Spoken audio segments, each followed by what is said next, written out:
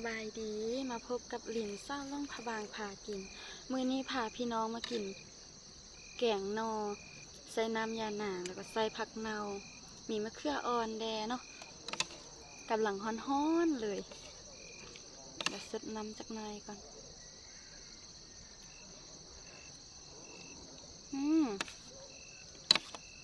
เข้มข้นคักพี่น้อง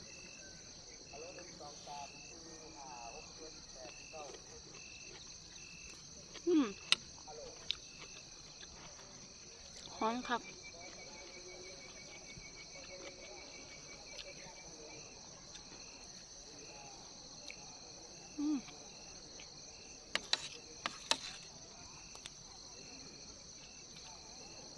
จิตจัดได้จังไงเผ็ดพี่น้อง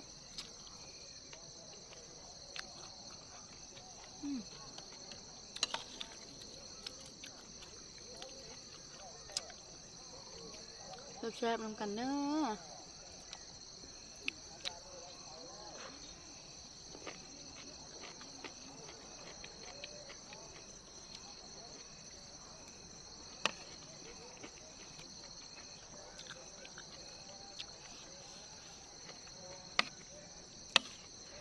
ป้าทั้งฮ้อนทั้งเผ็ดพี่น้อง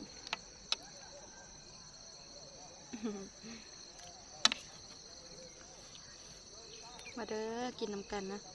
มื้อนี้พี่น้องได้นั่งกินข้าวเลยเนาะฮ้อนคัก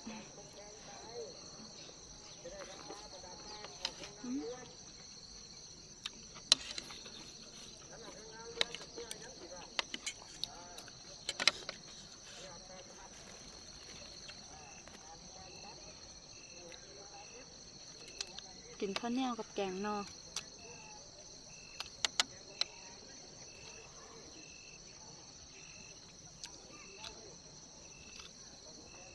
มะเขือ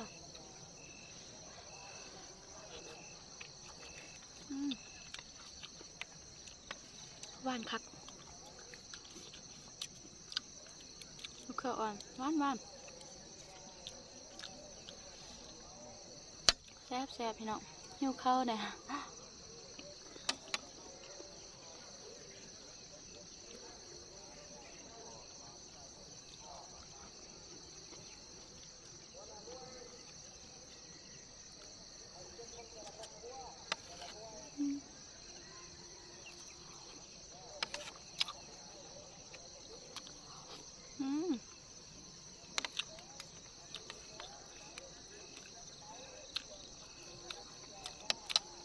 หอยตู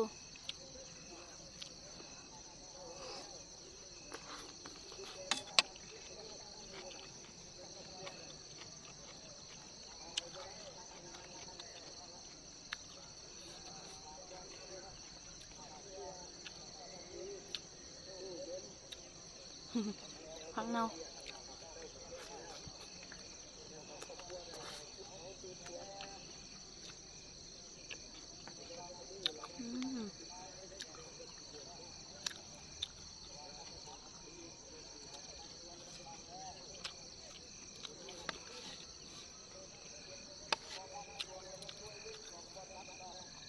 สดมะเขืออ่อนหว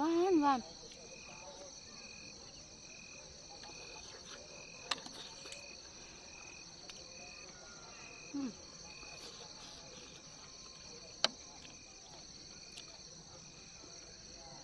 ทั้งหวานทั้งเผ็ดพี่น้องเอ้ย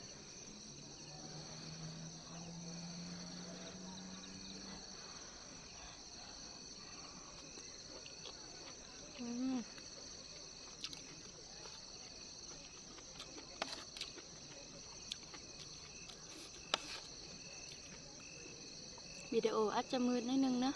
มื้อนี้ถ่ายคำถ้าภาพมันบ่ชัดเจนจังได้ก็ขออภัยเด้อสมาติสมเข้ามาได้เด้อ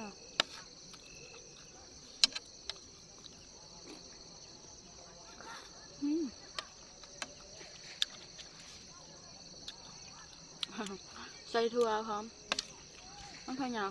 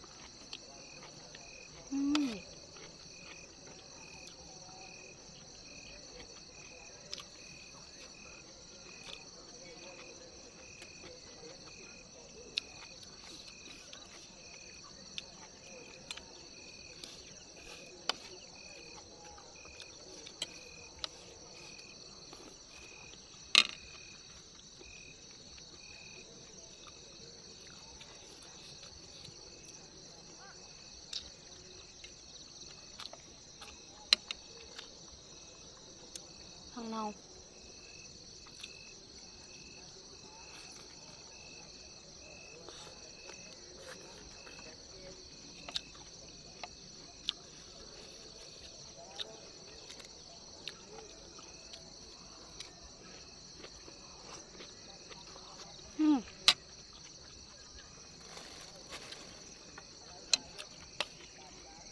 เผ็ดคักพี่น้อง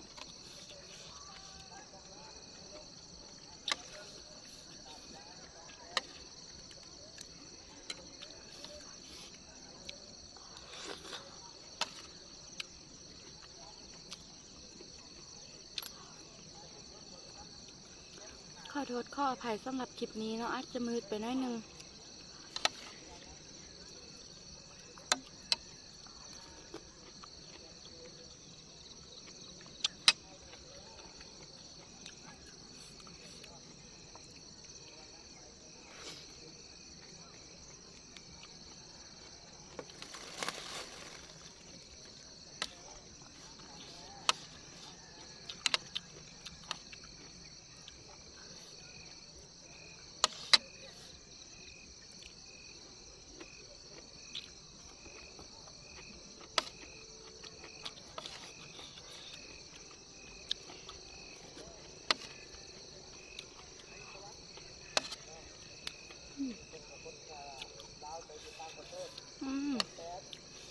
ครับ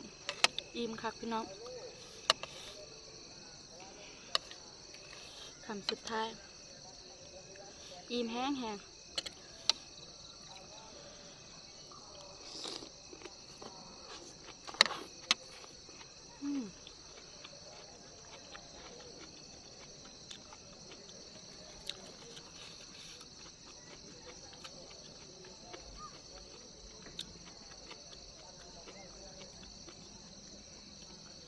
พี่น้องซ้ำนี่แหละเนาะอิ่มละทั้งเผ็ดทั้งแซ่บพี่น้องเอ้ยสดน้ำซ้ำทายก่อนนะภาพเสียงเป็นจังได้ก็ขอโทษขออภัยเด้อสามารถคอมเมนต์มาติชมได้เนาะเพื่อที่เราจะได้เอาไปปรับปรุงตัวสำหรับมื้อนี้ฝากกดไลค์กดแชร์กดติดตามพร้อมกับกดกระดิ่งเนี่ยเด้อสบายดี